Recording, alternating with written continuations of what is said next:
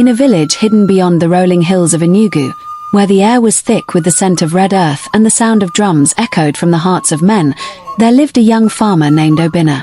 He was the kind of man whose hands told stories, calloused from labor, firm with purpose. Every morning before the cock could crow, Obinna would rise, take up his hoe, and walk barefoot into his farmland, where he battled thorns, heat, and hunger, just to feed his aging mother and his own modest dreams. Yet despite his toil, his life remained the same. Lean harvests, worn clothes, and a home that groaned under every rainfall. But Obinna, though weary, was not bitter. He believed that someday, the gods would smile upon his hard work. One evening, as the sun died behind the hills and the sky turned the color of old blood, Obinna sat beneath the ancient yew tree. He watched the stars flicker to life, and in the silence, he whispered a wish, not for riches, but for a chance. That night, his wish was answered, but not by the gods. From the shadows emerged a man cloaked in a tattered red wrapper. His eyes glowed like embers, and his voice crept into the bones like cold wind. "You work hard, Obinna," the man said, "but hard work alone is a fool's inheritance. Do you want wealth, real wealth?" Obinna hesitated. The air around the man seemed to tremble. He asked, "Who are you?" "I am the one who answers the cries of men forgotten by fortune," the man replied, grinning. "Take my offer, and never again will your hands beg the soil for mercy." Temptation, sweet and slow, slithered into Obinna's heart. He had begged the gods for years, and they gave him nothing. What harm could one shortcut do? "What must I do?" he asked. "Nothing your hands cannot handle," the stranger said. "Just a drop of blood. Just a few words in a language older than your ancestors. At dawn, everything will change." And so, Obinna did it. In the dead of night, he slaughtered a goat, whispered the incantation the man gave him, and smeared its blood into the earth. The trees shook. The wind moaned. And then, silence. By sunrise, his yam tendrils had grown thick and coiled like snakes.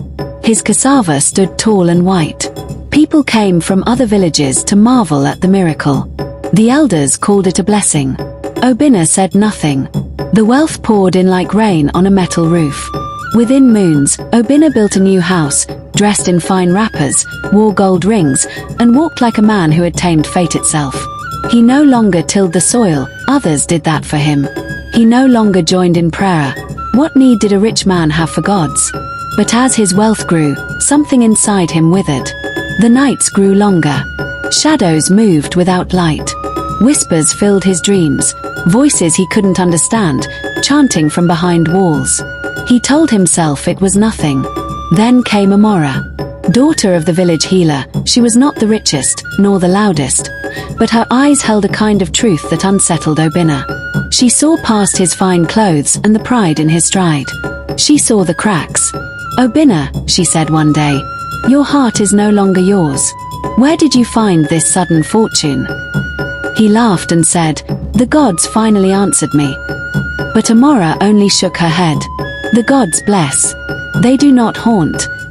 She warned him, pleaded with him. But Obinna, bloated with pride, turned away. He had waited too long for this life to let a woman's doubt undo it. That night, the stranger returned. "You have taken," he said, his eyes now darker than oil, "and now it's time to give." "Give what?" Obinna asked, voice shaking. "A life," the stranger said. "Every season. A soul. Or all you've gained shall rot." "No," Obinna whispered. "You didn't say that." "I never lie," said the man. "But I do enjoy silence." From that day, death danced in Obinna's shadow. First, it was his favorite goat, healthy in the evening, stiff by morning. Then his cousin, who laughed with him at dusk and never woke up. Then his mother, frail but lively, suddenly took ill. And still, the stranger returned, smiling. Whispers became rumors. Rumors became talk. Talk became fear. The villagers avoided his home. Mothers told their children not to walk near his compound. Even the wind seemed to shun him. Only Amora stayed. One night, with tears carving rivers down his face, Obinna went to her. "I'm cursed," he cried. "I wanted wealth, but now I want peace. Please, help me." She took his hand and led him into the hills, to an old man known only as Dibia Naji. The healer listened to Obinna's confession, his face grave. "You dined with the spirits of hunger," Naji said.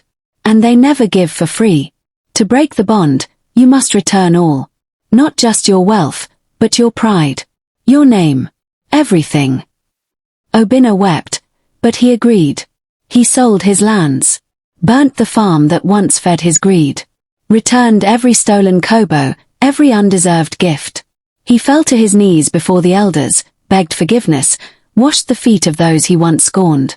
Slowly, the air around him changed. The voices grew silent. The nightmares faded. Obinna returned to his old hut. He tilled the soil with his bare hands. This time, the yams were fewer. The rains came late. But at night, he slept in peace. And beside him was Amora. They married under the moonlight, with drums echoing into the valley. They had 3 children, each named after a virtue, Ndidi, Ifema, and Uche. When they asked him why he never wore gold or chased riches like the others, Obinna would smile and say, "My child, it is better to sleep hungry than to eat with the devil. True wealth is the peace that lets you close your eyes without fear." And in that humble village, surrounded by hills and silence, Obinna found a life far richer than anything gold could buy.